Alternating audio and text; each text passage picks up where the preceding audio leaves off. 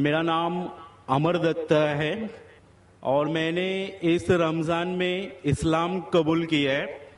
میں آپ کا بہت بڑا فین ہوں اور میں نے اسلام سچی نیت اور دل سے کیا ہے.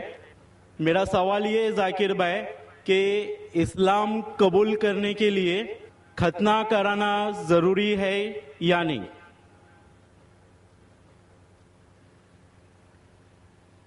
بھائی صاحب ماشاءاللہ اس رمضان میں اللہ نے ہدایت دی انہیں اور امن کا مذہب قبول فرمایا. میں دعا کرتا ہوں اللہ سبحانہ تعالیٰ سے کہ آپ کی انشاءاللہ جد و جہد کو قبول فرمائے. اس دنیا اور آخرت میں بھی انشاءاللہ آپ سفلتا پائیں گے. آپ کا سوال تھا کہ جب غیر مسلم بنتا ہے، اسلام قبول کرتا ہے، تو ختنہ کرنا ضروری ہے کہ نہیں؟ ختنہ کرنا جب ایک انسان مسلمان بنتا ہے تو فرض نہیں ہے لیکن سنت موقدہ ہے. فرض نہیں ہے لیکن سنت موقدہ ہے، یعنی بہت اہم سنت ہے. It is recommended. کیوں؟ کیونکہ کئی وجہ ہے.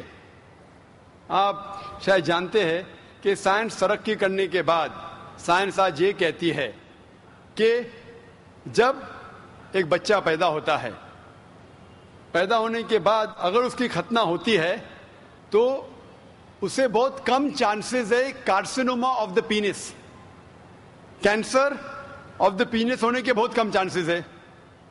اسی طریقے سے کئی بیماریاں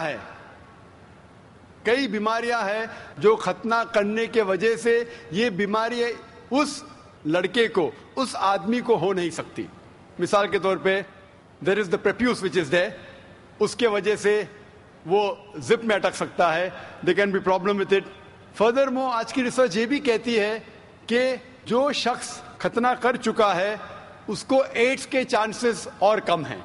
ایسے کئی ریسرچز ہے. آپ اگر میرا کسٹ سنیں گے سائنس کے بارے میں، اس میں اور ڈیٹیل سے کہا ہوں کہ کیوں ختنہ کرنے کو کہا گیا اسلام میں. تو محمد صلی اللہ علیہ وسلم کی سنت ہے، ختنہ کرنا چاہے، بہت اہم سنت ہے. کرے تو بہت اچھا ہے لیکن اسلام میں فرض نہیں ہے. Hope the answers the question.